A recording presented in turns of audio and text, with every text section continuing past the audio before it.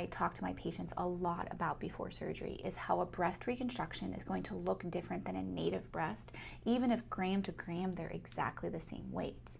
And the reason is what's making up your breast is different shaped than a native breast.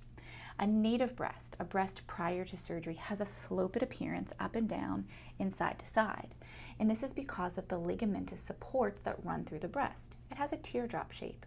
And then your nipple areola, if in an ideal position, is usually on the most projecting part of the breast.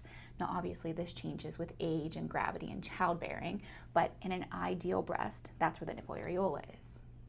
That's very different than an implant. An implant is a half circle. It's as wide as it is tall, and most of its volume is exactly in the center.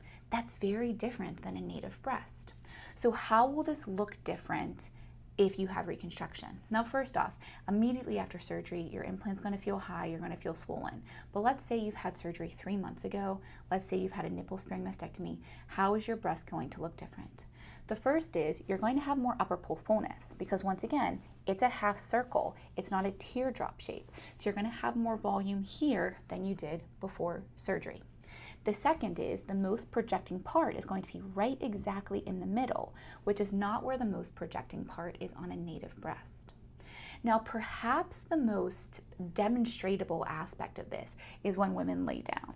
So think about native breasts, you lay down, your breasts are going to fall to the side, but it's going to be sloped because you still have that ligamentous support. So it's not an aggressive difference between the breasts, it's just a sloped change as you're laying down. Now think of an implant.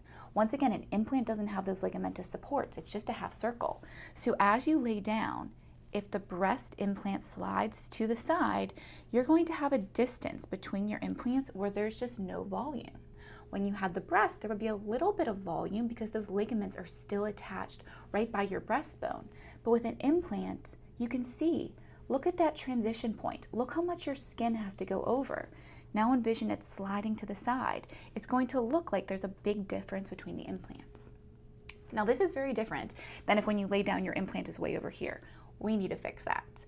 But if your implant is staying right at your anterior axillary line, which is your armpit line, which is where you want your implant to live, and you're seeing a wide breast difference, that's just the way that implants are. This is going to be even more noticeable if you have a very projected implant. So if your implant is more projected, even than this implant here, envision it's more space that the skin has to get over. It's going to look more profound. I hope this explains this. This is a really hard concept to get until you see implants, but please let me know the questions below.